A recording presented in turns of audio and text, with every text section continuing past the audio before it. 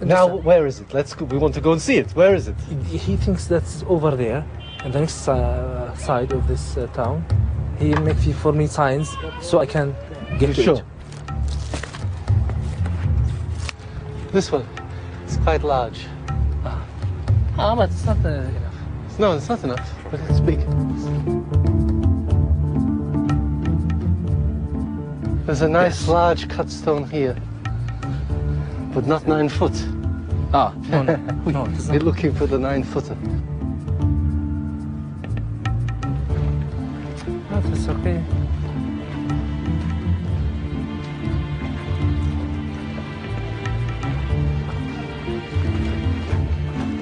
You see, these came for a different building. Look at this.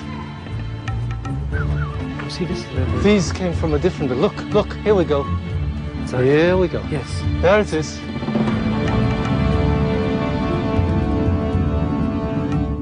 Finding the 9-foot stone is an exciting discovery. But for Sanders, its real significance is that it should mark the location of the ancient Egyptian temple built by Ramesses III.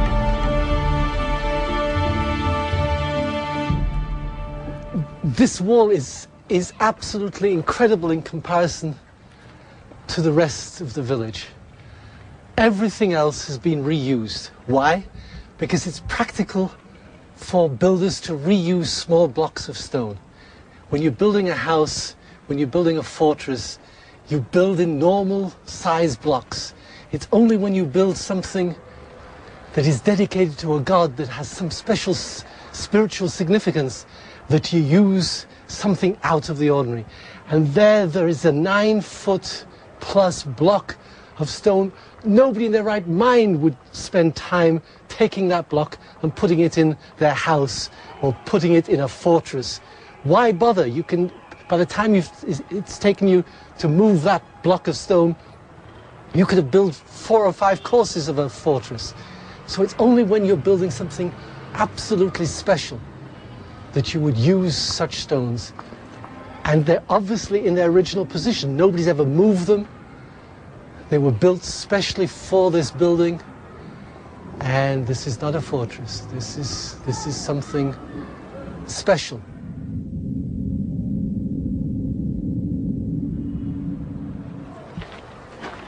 This is it. Now, this, well, maybe this was put on later. That's right. This is rubbish. That's right. All right? That's right. This is where it was. One of the corners of the original building, the place where the small foundation tablets would be buried, is accessible. And the wonderful, wonderful, wonderful thing about this is nobody has touched it since it was built. I see that. Nobody's removed that stone. If this was built by an Egyptian, there will be a foundation deposit under there. I never believed that we would find this wall. It was like looking for a needle in a haystack. I tried to appear optimistic, but looking around, I thought, there's no way we're going to find this building. But here it is. It's clean, it's pristine, it's easy. We can do anything we want with it. We will know. It's a miracle. But finding the cornerstone is only half the battle. Sanders needs official permission to dig. At present, he can only examine the ruins without disturbing them.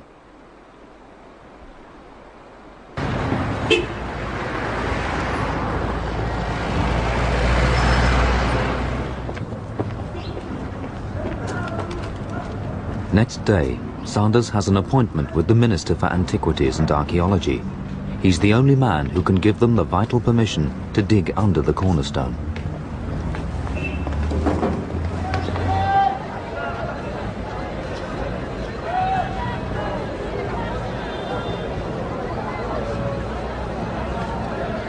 Time is an approximate commodity in the Middle East. It's a 2-hour wait before Sanders learns that the minister is too busy to see him. Come back in 2 days. Sanders makes use of the delay to revisit the Haria.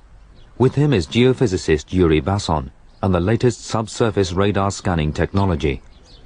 This will enable them to look for a telltale cavity under the wall without any digging. This bottom corner is where I think a foundation deposit may lie. So we need your advice and your help.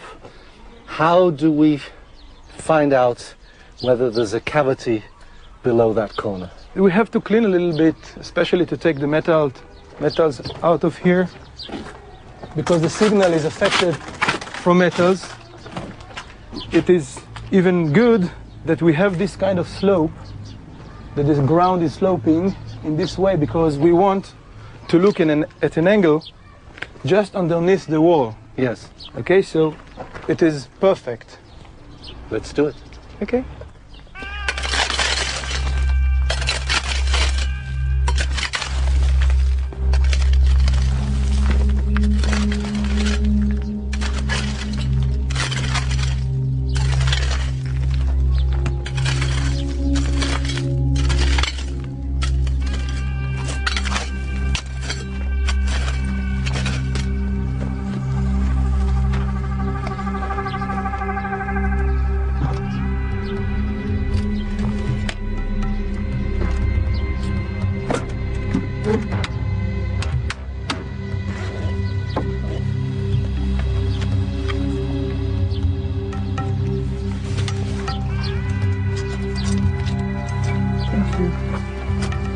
Now we are ready.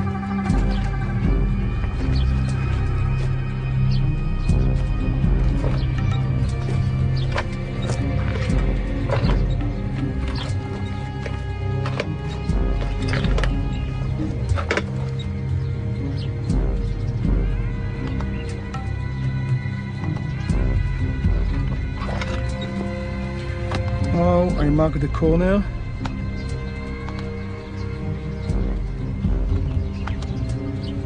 I will proceed now.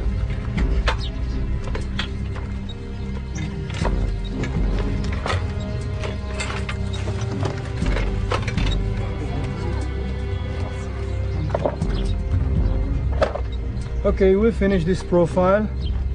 Let's go to the point that I think that something is found there. You sure? Yeah, something.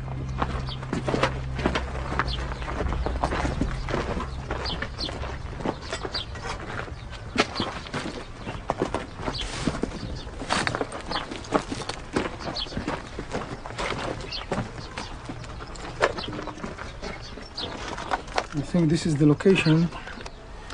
You see the turn here, a curvature here. I see evidence to a strong anomaly, which can be a cavity. It's located on 2.3 meters from our start position, which is here.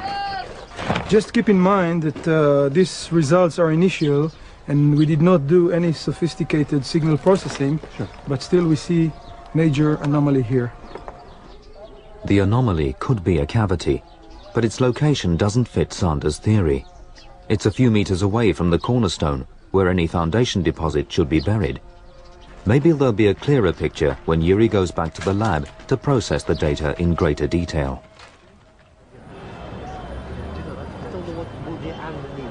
Confident that there is at least something to dig for, Sammy and Sanders go back for their delayed meeting with the minister.